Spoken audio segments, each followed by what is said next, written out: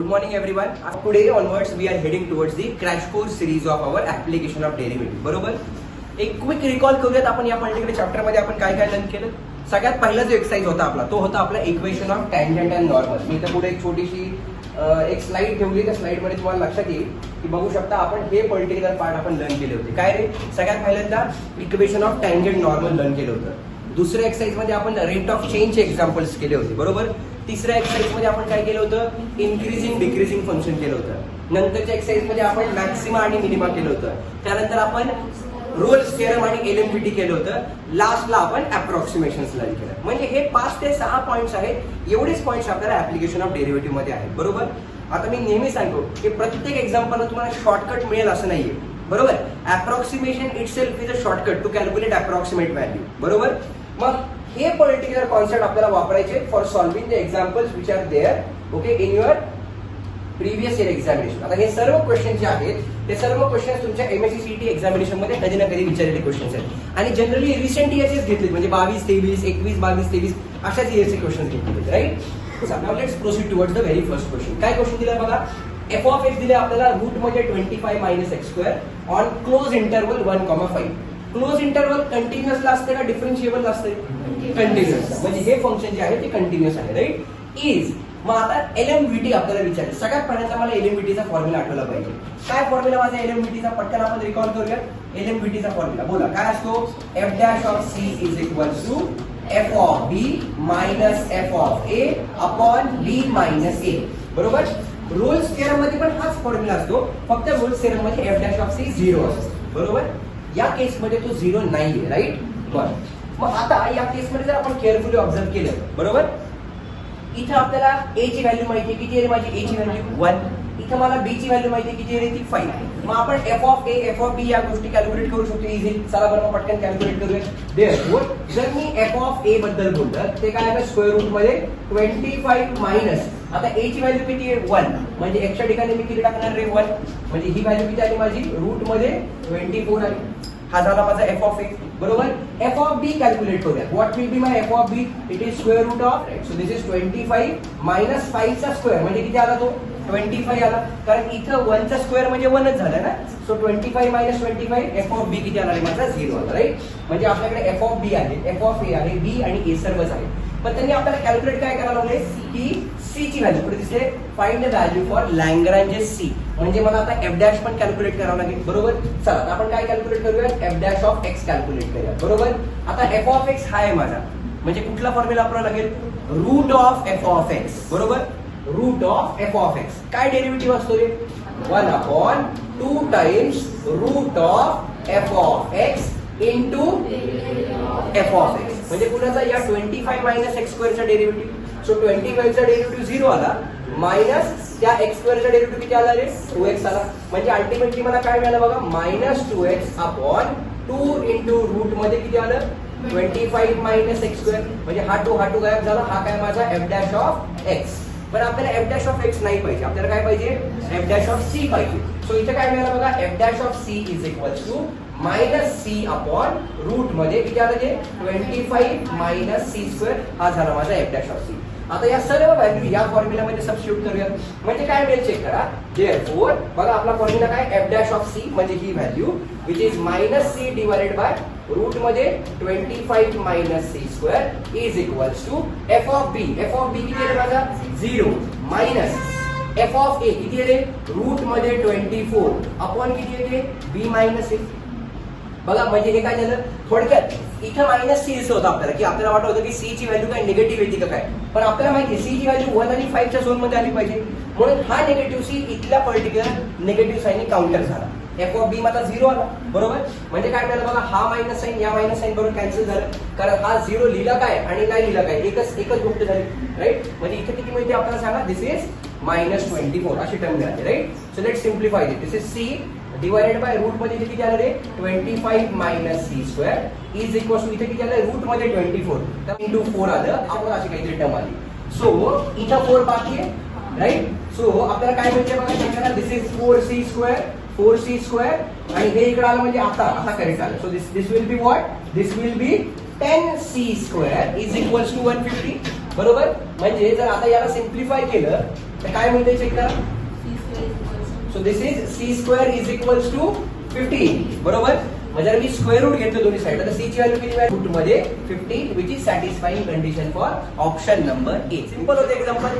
म्हणजे लॅग्रेंज मीन value theorem जे आपण 12th मध्ये जी मेथड वापरली, फक्त फॉर्म्युला माहिती म्हणजे त्या फॉर्म्युला फक्त व्हॅल्यू सबस्टिट्यूट करायचे.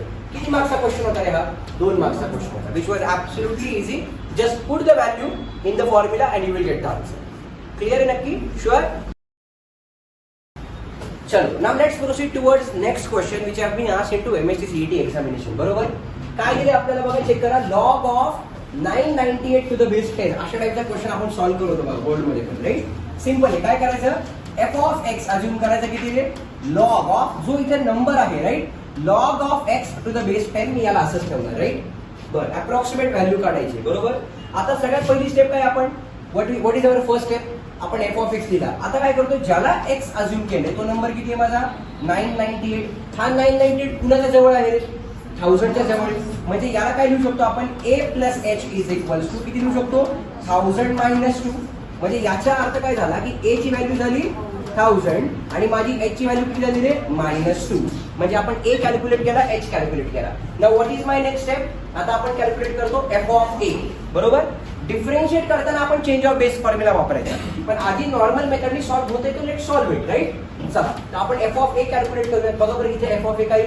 Log of A to the base 10 is equal to काय मिळते? Log of. Now what is your A? It is 1000 to the base 10.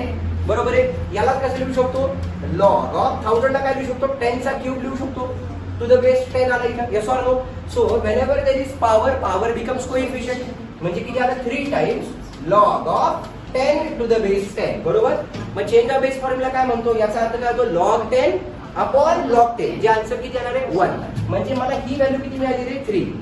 हे जे असतं म्हणजे तोच नंबर टू द बेस तोच नंबर, याचा अर्थ आन्सर असतो 1. सो आपण एफ ऑफ ए कॅल्क्युलेट केला. राईट. आता मला काय लागते रे? एफ डॅश ऑफ ए लागते. राईट. आता पुन्हा मी एफ ऑफ एक्स कन्सिडर करतो. What is my F of x? It is log of x to the base 10. बरोबर. याला कसं लिहिणार मी? It is log of x upon log of 10. हा झाला माझा एफ ऑफ एक्स. बरोबर. तर आपण काय कॅल्क्युलेट करत आहे? F dash of x calculate करूयात. बरोबर. सो जर मी f dash of x calculate केला तर हा 1 अपॉन log 10 ही जी टर्म आहे माझी कॉन्स्टंट आहे. सो 1 अपॉन log 10 ही बाहेर येईल आणि या log x चा डेरिव्हेटिव्ह किती आला रे? 1 अपॉन x आला. बरोबर. आता x आपल्याला नाही पाहिजे, ए पाहिजे. सो इथे किती आलं चेक करा. F dash of A is equals to 1 upon log of 10 into इथे किती आलं रे? 1 अपॉन 10 अशी टर्म आली. हा झाला माझा काय रे? एफ. हा काय झालं? हा इथे 1000 पाहिजे. Right. So yes. So this has to be what? 1 upon a. म्हणजे इथे किती आलं रे? 1 अपॉन 1000. आता या लॉगचा बेस इथे किती आहे रे? ई. आता 1 अपॉन जर अशी टर्म असेल तर याचा अर्थ हे वरती जातं, म्हणजे काय? ई टू द बेस 10 मध्ये कन्व्हर्जन होईल. सेम डिट्टो प्रॉब्लेम आपण बोर्ड मध्ये सॉल्व्ह केला होता. राईट. म्हणजे काय म्हणजे चेक करा. F dash of A is equals to log of E to the base 10 into पुढे काय आले माझ्याकडे? 1 अपॉन 1000 वाली टर्म आली. आणि चेक करा याचा आन्सर त्यांनी गिवन मध्ये दिलेले किती दिले ते? 0.4343 इंटू याला काय लिहू शकतो आता? 10 टू द पॉवर -3. म्हणजे अजून 3 डिजिट पॉईंट लेफ्ट हँड साईडला जाणार आहे, कारण इथं मायनस आहे. जर इथं प्लस असतं तर 3 डिजिट पॉईंट राईट हँड साईडला शिफ्ट झाला असतं, कारण प्लस साईन उजव्या साईडला, मायनस साईन डाव्या साईडला. राईट. चला, आता माझा फॉर्म्युला काय? What is my formula? f of a plus h is approximately equals to f of a plus h into f dash of a. So that is equals to, now what is my f of a? किती आलता बघा बरं? f of a तो आला होता 3 plus h किती आलता आपला? -2 into f dash of a किती येते? 0.4343 इंटू 10 टू द पॉवर -3. बरोबर आहे. चला याला सिम्प्लिफाय करूया. So this is f of a plus h is approximate किती होते? 0.008 अजून एक 0. राईट. 0.00866. बरोबर. मग आता चेक करा की आपला आन्सर 3 मायनस 0.00 म्हणजे 3 च्या एकदम क्लोज आन्सर आलं पाहिजे. राईट. म्हणजे ऑब्व्हियसली 2 चा आन्सर येणार नाहीये, 1.99 ते येणार नाहीये. हे प्लस झाला असतं तर हे आलं असतं, म्हणजे राहिला कुठला option? D is the correct answer. म्हणजे इथे सबट्रॅक्शन करत बघायची गरज नाही. D has to be our correct answer. सगळ्यांना कळायला नक्की? शुअर. त्यांनी तो प्लस वाला पण ऑप्शन दिला होता. राईट, पण ती h ची व्हॅल्यू मायनस होती, that's why we have got option number D. कळालं नक्की? शुअर? डन. चलो, now let's proceed towards third question, okay, which have been asked into MSc CET examination. काय दिलाय? Find the maximum value of XY. बरोबर, कोणाची maximum value calculate करायला लावली रे? x into Y ची. म्हणजे माझं फंक्शन काय असणार आहे रे? x इंटू वाय हे माझं फंक्शन असणार आहे. बरोबर, काल मी जे तुम्हाला एक्झाम्पल सांगितलं ते मिठाईच्या बॉक्सचं, राईट, त्यामध्ये फंक्शन काय होतं? व्हॉल्यूम हे फंक्शन होतं. बरोबर, कारण व्हॉल्यूम मॅक्सिमम आलं पाहिजे असं त्यांनी म्हणलं, राईट. जी गोष्ट मॅक्सिमम आली पाहिजे किंवा जी गोष्ट मिनिमम आली पाहिजे, that is what is my original function. मग या केसमध्ये माझं फंक्शन काय आलं? x into y, right. आता त्यांनी काय दिलं आपल्याला? ही कंडिशन गिवन मध्ये दिलेली आहे, राईट. आता चेक करा, f ऑफ x याचा अर्थ ते फंक्शन पूर्णतः x मध्ये असलं पाहिजे. इथं y आहे माझ्याकडे, यस ऑर नो? मग मी हा जो डेटा गिवन दिलाय या डेटावरून y ची व्हॅल्यू कॅल्क्युलेट करू शकतो का? Yes or no? म्हणजे मला काय म्हणायचे बघा, ऍज काय दिले? x plus 2y is equals to 8. f of x म्हणजे हे पूर्ण फंक्शन x च्या लँग्वेज मध्ये आलं पाहिजे. आपल्याला इथं y नकोय, तर मी याला असे लिहू शकतो का बघा, 2y is equals to 8 minus x. म्हणजे माझी y ची व्हॅल्यू काय दिली बघा? 8 मायनस x अपॉन 2. बरोबर, ही माझी y ची व्हॅल्यू झाली. इथं डिव्हिजन होणार नाही कारण 8 मायनस x आहे, राईट. बरं, आता ही y ची व्हॅल्यू मी इथे टाकू शकतो का रे? म्हणजे ते function properly f of x होऊन जाईल. म्हणजे मला काय मिळालं? चेक करा, f of x is equals to it is x into ही y ची व्हॅल्यू आपण इथे टाकली, म्हणजे काय मिळालं? चेक करा, it is 8 minus x upon 2 अशी टर्म मिळाली. हे झालं माझं ओरिजिनल फंक्शन. या x ने आतमध्ये मल्टिप्लाय करूयात म्हणजे काय मिळालं मला? 8x minus x square by 2. This is what is my f of x. बरोबर, आता मॅक्सिमम व्हॅल्यू विचारलेली, यस ऑर नो? म्हणजे आपल्याला सेकंड डेरिव्हेटिव्ह काढायला पाहिजे. पण सेकंड डेरिव्हेटिव्ह काढण्याआधी मला आधी फर्स्ट डेरिव्हेटिव्ह कॅल्क्युलेट केला पाहिजे, जेणेकरून कुठल्या पॉइंटला मला मॅक्सिमम व्हॅल्यू मिळणार हे कळणार, राईट. बरं, चला आता आपण काय करूयात? f dash of x calculate करूयात. तर ही 1/2 ची टर्म कॉन्स्टंट x मी बाहेर घेतलं, राईट. या 8x चा डेरिव्हेटिव्ह किती आला रे? 8 मायनस x स्क्वेअर चा डेरिव्हेटिव्ह किती आला रे? 2x, right. हा झाला माझा फर्स्ट डेरिव्हेटिव्ह. आता मी तुम्हाला काय सांगितले? Without taking any term common. बरोबर, आपण काय करतो? याला इक्वेट टू 0 करतो, राईट. चला, मग जर या f डॅश ऑफ x ला मी इक्वेट टू 0 केलं, बरोबर, इथं 0 आहे म्हणजे हा 2 इकडे मल्टिप्लाय होणार आहे, तो 0 होऊन जाणार आहे. म्हणजे काय मिळणार आहे मला? 8 मायनस 2x चा आन्सर किती मिळणार आहे? 0. हा 2x तिकडे गेला म्हणजे काय मिळालं मला? 2x is equals to 8. So x ची व्हॅल्यू किती मिळाली रे? 4. एकच व्हॅल्यू मिळाली. जर x ची एकच व्हॅल्यू मिळाली याचा अर्थ मला चेक करायची गरज नाही ना, हो की नाही? त्यांनी मॅक्सिमम व्हॅल्यू सांगितली म्हणजे 4 पॉइंटलाच मला मॅक्सिमम व्हॅल्यू मिळणार आहे. हा पर्टिक्युलर कर x इक्वल टू 4 लाच मॅक्सिमम व्हॅल्यू देणार आहे. पण तरी आपल्याला सेकंड डेरिव्हेटिव्ह जस्ट आपण म्हणूयात की चेक करून बघूयात. मॅक्सिमम व्हॅल्यू साठी माझा सेकंड डेरिव्हेटिव्ह हा लेस दॅन 0 यायला पाहिजे, बरोबर का नाही? पण मी म्हणतो त्यांनी सांगितले, आता हे 12वी नाहीये की मला प्रत्येक वेळी कन्फर्मेशन पाहिजे की याच पॉइंटला मला मॅक्सिमम मिळतोय का नाही. बरोबर, जर तुम्ही याचा सेकंड डेरिव्हेटिव्ह घेतला तर बघा बरं तुम्ही किती चेक करा. Therefore f double dash x is equals to हा 1/2 कॉन्स्टंट राहत राहिला, बरोबर. इथे किती आलं रे? 0 मायनस 2x चा डेरिव्हेटिव्ह किती आला? 2. बरोबर, 2 इंटू 1 आलं ना, म्हणजे हे आणि हे कॅन्सल झालं. बरोबर, म्हणजे किती आलं? ते -1 जे येणारच होतं.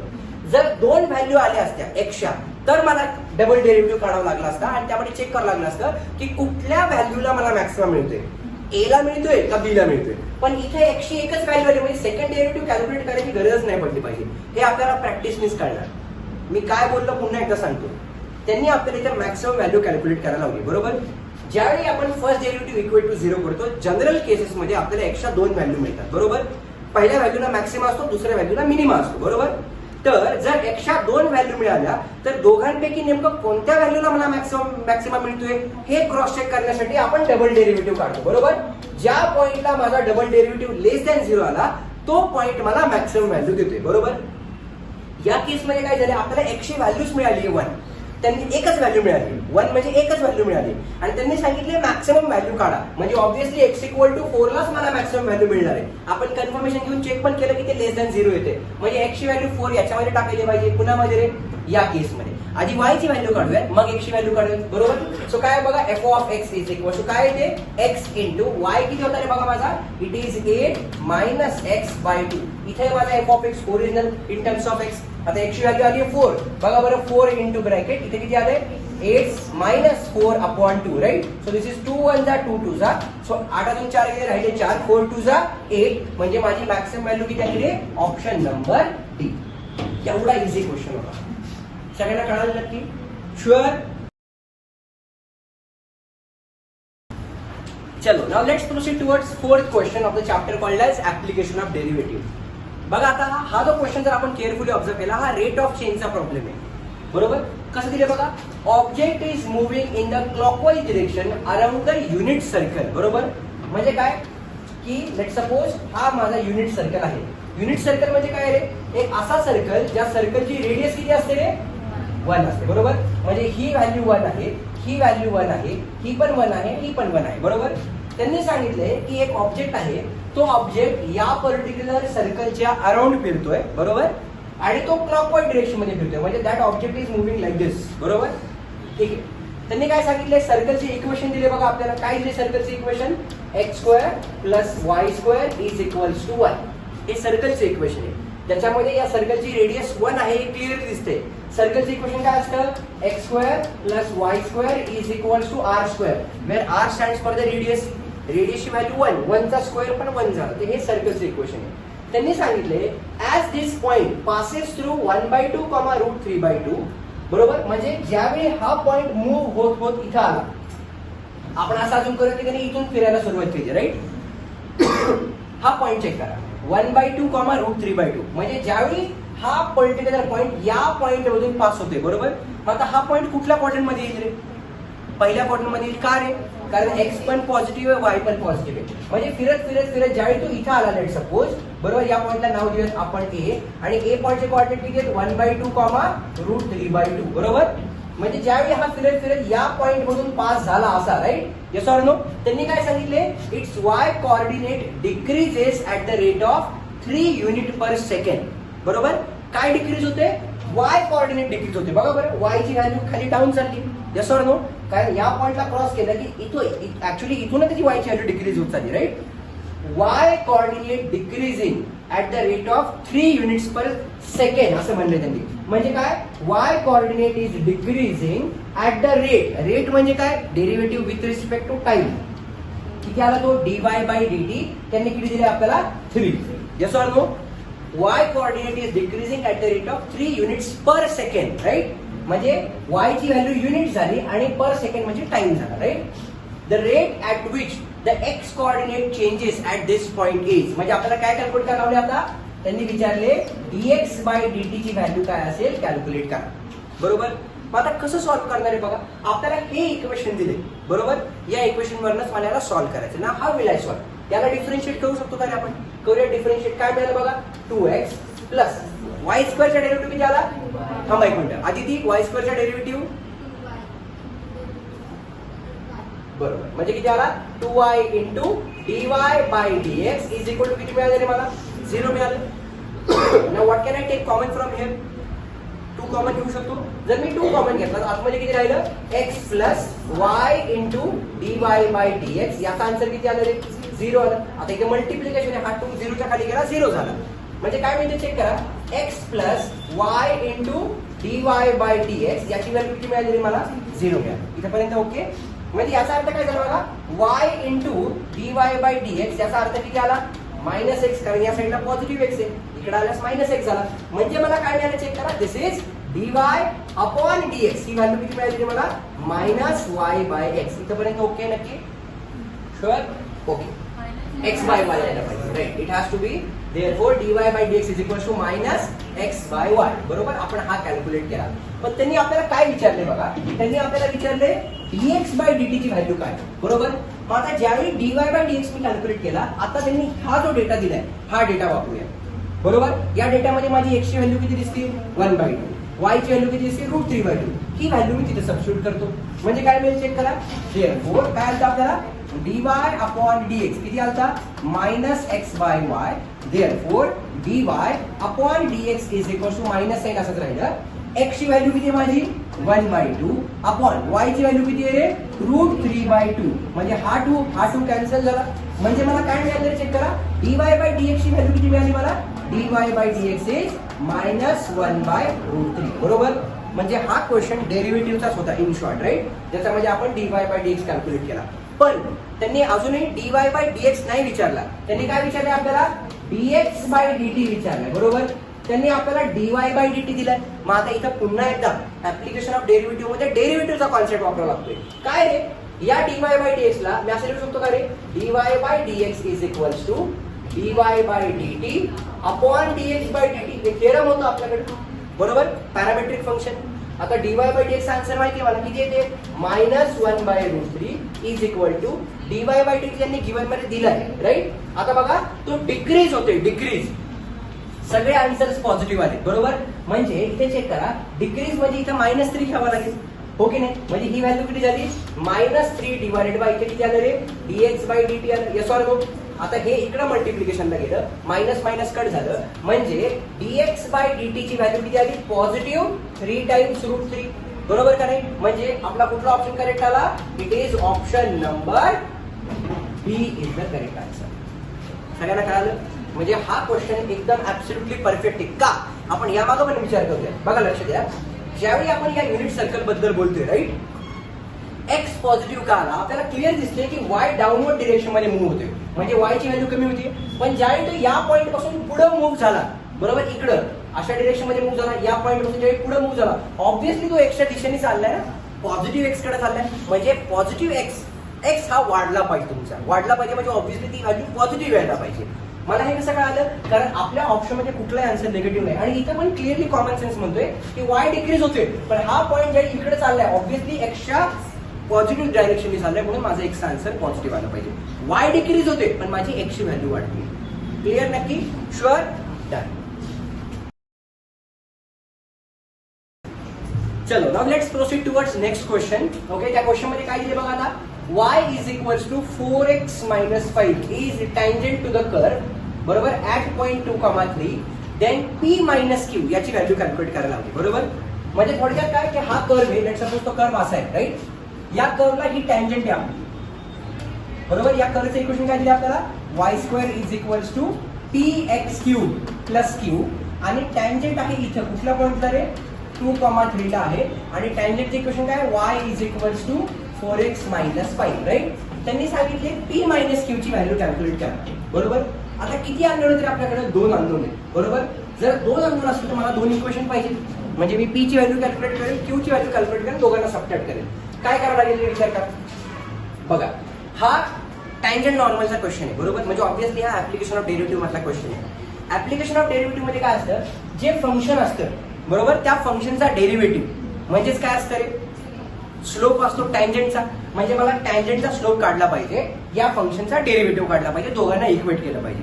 म्हणजे काय, मी असं म्हणतोय, स्लोप ऑफ टँजंट, बरोबर, म्हणजेच काय असतं आपलं, स्लोप ऑफ कर्व, हे आपल्याला माहिती, बरोबर का नाही. म्हणजे आपल्याला स्लोप ऑफ टँजंट कॅल्क्युलेट केला पाहिजे, स्लोप ऑफ कर्व कॅल्क्युलेट केला पाहिजे.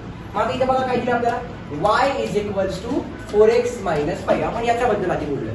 जर मी याचा डेरिव्हेटिव्ह घेतला, dy/dx किती आला रे, तो 4 आला. म्हणजे हा काय झाला रे, टँजंटचा स्लोप झाला. आता टँजंटचा स्लोप म्हणजेच काय असतो आपला, कर्वचा स्लोप. आता आपण काय करूया, कर्वचे इक्वेशन बोलूया. काय कर्वचे equation, y² equals to px³ plus q. याचा डेरिव्हेटिव्ह कॅल्क्युलेट करूया. म्हणजे काय आलं, y² चा डेरिव्हेटिव्ह किती आला, 2i into dy/dx is equals to किती मिळालं मला, p टाइम्स x³ चा डेरिव्हेटिव्ह किती मिळालं रे, 3x² मिळाला, कारण q चा डेरिव्हेटिव्ह 0 झाला. आता चेक करा, this is 2 times y into dy/dx ची व्हॅल्यू किती आहे माझी, 4 is equals to p times हे किती आलं रे, 3x², बरोबर. आता ही जी टँजंट आहे कुठल्या पॉइंटला आहे रे, 2,3 ला. म्हणजे माझी x ची व्हॅल्यू किती आहे, 2, y ची व्हॅल्यू किती, 3. आपण याच्यामध्ये सबस्टिट्यूट करूया. बघा, p मिळून गेला. म्हणजे काय मिळालं, 2 टाइम्स y किती आपला 3, right. So it is 2 times 3 into 4 is equals to p times 3 into x किती आहे माझा, 2 चा स्क्वेअर. सो हे किती मिळालं, 4 2 जा 8, 8 3 जा 24 is equals to p into 3 into 4, right. So काय आलं, 24 is equals to p into 12. म्हणजे 12 1 जा 22 जा, माझी p ची व्हॅल्यू किती आली रे, 2 आली, बरोबर. आता ही जी p ची व्हॅल्यू 2 आली ती आपण या इक्वेशन मध्ये सबस्टिट्यूट करूया. बघा बरं, आता चेक करा याच इक्वेशन मध्ये का, कारण p आले, आता मला q कॅल्क्युलेट करायचं आहे. q कुठून मिळणार आहे, याच इक्वेशन वरून q मिळणार आहे, बरोबर. या कर्व वरती हा पॉइंट आहे, बरोबर. म्हणजे त्या पॉईंटने त्या कर्वचे इक्वेशन सॅटिस्फाय केलं पाहिजे. मला काय म्हणायचं कळते का? म्हणजे या कर्व वरती y ची व्हॅल्यू किती आहे 3 आहे आणि x ची व्हॅल्यू किती आहे 2. माझ्याकडे p ची व्हॅल्यू त्याच्यामुळे q ची व्हॅल्यू कॅल्क्युलेट करू शकतो. तर मी काय करणार again as y² is equal to किती आले p times x³ plus q. Therefore y किती आपला 3 चा square is equal to p किती आला होता आपला किती आला होता p आला होता आपला 2 इंटू x³ म्हणजे कुणाचा रे 2 चा cube plus q. So this is 9 is equal to 2 into हे किती आलं रे 8 प्लस क्यू. सो हे किती मिळालं 9 is equals to 18 plus q म्हणजे माझी माझा मॅथ्स वीक आहे रे. सो इथे किती आलं रे 16 प्लस क्यू 9 6 15 आणि 7 म्हणजे किती आलं इट इज -7. ही झाली माझी क्यू ची व्हॅल्यू इट इज -7 बरोबर. पण आता आपल्याला काय कॅल्क्युलेट करावं आहे p मायनस क्यू कॅल्क्युलेट करावं आहे. So it is 2 minus Q ची व्हॅल्यू किती रे -7 म्हणजे किती आलं ते 2 plus 7 which is coming as 9 which is satisfying condition for option number C. सगळ्यांना कळालं नक्की. चलो now let's proceed towards next question. पुन्हा आपल्याला इथं स्लोप ऑफ टँजंट म्हणजे टँजंट नॉर्मलचा क्वेश्चन दिसतोय. काय दिले बघा slope of tangent to the curve okay at point 1,1 is 2 बरोबर. म्हणजे slope of tangent to the curve मागाच्या क्वेश्चन मध्ये काय दिलं होतं आपल्याला त्या टँजंटचं इक्वेशन दिलं होतं. त्या इक्वेशन वरून मी टँजंटचा स्लोप कॅल्क्युलेट केला. याच्यामुळे त्यांनी डायरेक्टली आपल्याला टँजंटचा स्लोप दिलाय म्हणजे कॉन्सेप्ट तोच राहणार आहे. काय रे या केसमध्ये काय म्हणणार आहे की स्लोप ऑफ व्हॉट बघा आपण काय करूया याला असं लिहूया. समजा हा माझा कर्व आहे आणि पुन्हा एकदा ही माझी टँजंट आहे राईट. कुठल्या पॉईंटला रे सांगा 1,1 ला आहे राईट. Yes or no. म्हणजे काय मिळते चेक करा. या पर्टिक्युलर कर्वचं इक्वेशन काय दिले बघा आपल्याला xy plus ax plus by is equal to 0 असं काहीतरी इक्वेशन दिले. आणि त्यांनी या केसमध्ये जो टँजंटचा स्लोप आहे बरोबर तो ऑलरेडी दिलाय किती रे 2 म्हणजे टँजंटचे इक्वेशन नाही दिलं. त्यांनी सांगितले a मायनस b ची व्हॅल्यू कॅल्क्युलेट करा.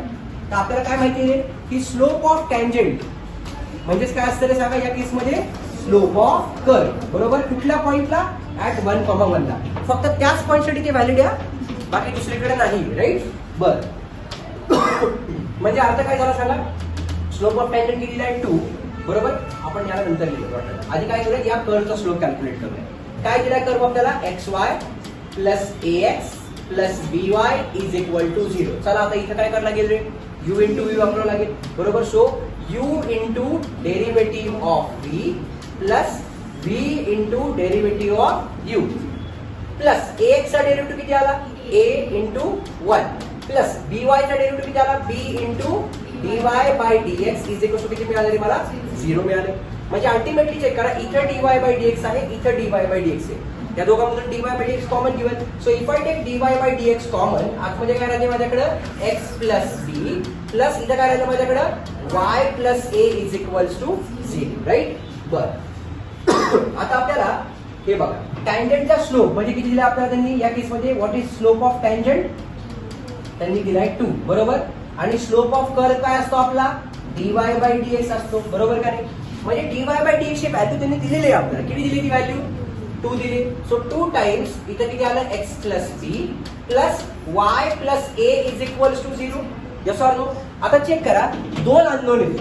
दोन अननोनला दोन इक्वेशन पाहिजे पण तशी गरज पडत नाही. आपल्याला a मायनस b विचारलं ना आपण इथं डायरेक्टली कॅल्क्युलेट करू शकतो. कसं रे बघा कुठल्या पॉइंटला माझं टँजंट आहे 1,1 म्हणजे माझी x ची व्हॅल्यू किती आहे 1 y ची व्हॅल्यू किती आहे 1 म्हणजे काय मिळते चेक करा this is twice of x plus b plus y plus a is equal to किती येते 0. सो 2 टाइम्स बघा x ची व्हॅल्यू कुठे x ची value 1 plus b plus y ची value 1 plus a is equal to 0.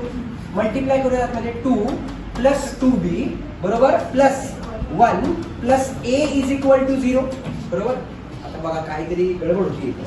So check करा this is 2 plus 1 is 3 बरोबर plus काय मिळते आपल्याला a plus 2b is equal to किती मिळाले 0. म्हणजे थोडक्यात a प्लस 2b ची व्हॅल्यू किती मिळाली मला -3 मिळाली बरोबर. पण आता a मायनस b काढायचा बघा या 2 नी मल्टिप्लाय झालं गडबड झाली right. So what will be my next step काय करावं लागेल. आता आपल्याला पहिले इक्वेशन भेटलं. आता दोन अननोन आहेत म्हणजे मला दोन इक्वेशन पाहिजे. आता पुन्हा एकदा गिवन इक्वेशन कन्सिडर करूया. काय दिलं आपल्याला xy plus ax plus dy is equal to 0. आपण मगाच्या एक्झाम्पल मध्ये पण हेच केलं होतं की तो जो कर्व आहे त्या कर्व वरती तो पॉइंट आहे ना म्हणजे त्या पॉईंटनी त्या कर्वचं इक्वेशन सॅटिस्फाय केलं पाहिजे का नाही? मगाशी पण हेच केलं होतं आपण. म्हणजे बघा x ची व्हॅल्यू किती यायला पाहिजे? 1 यायला पाहिजे. y ची पण व्हॅल्यू किती यायला पाहिजे? 1 यायला पाहिजे. प्लस पुढे किती आलंय? a × 1 plus b × 1 is equal to किती मिळालं मला? 0 मिळालं. Yes or no? म्हणजे काय म्हणजे चेक करा, 1 plus a plus b is equal to 0. म्हणजे काय मिळालं मला? a प्लस b ची व्हॅल्यू किती मिळाली मला? -1 मिळाली. बघा माझ्याकडे दोन इक्वेशन झाले. चला बरं आता याला सॉल्व्ह करूया. पहिलं इक्वेशन काय माझं? a plus 2b is equal to -3. दुसरं इक्वेशन काय?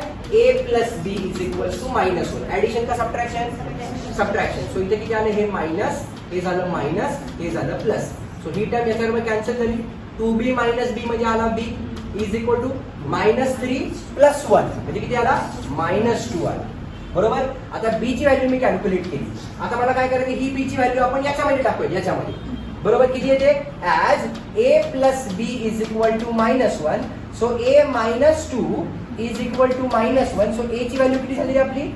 हा पलीकडे गेला म्हणजे a ची व्हॅल्यू किती झाली? +1 झाली. त्यांनी काय विचारले आपल्याला? त्यांनी आपल्याला विचारले a मायनस b चा आन्सर म्हणजे किती?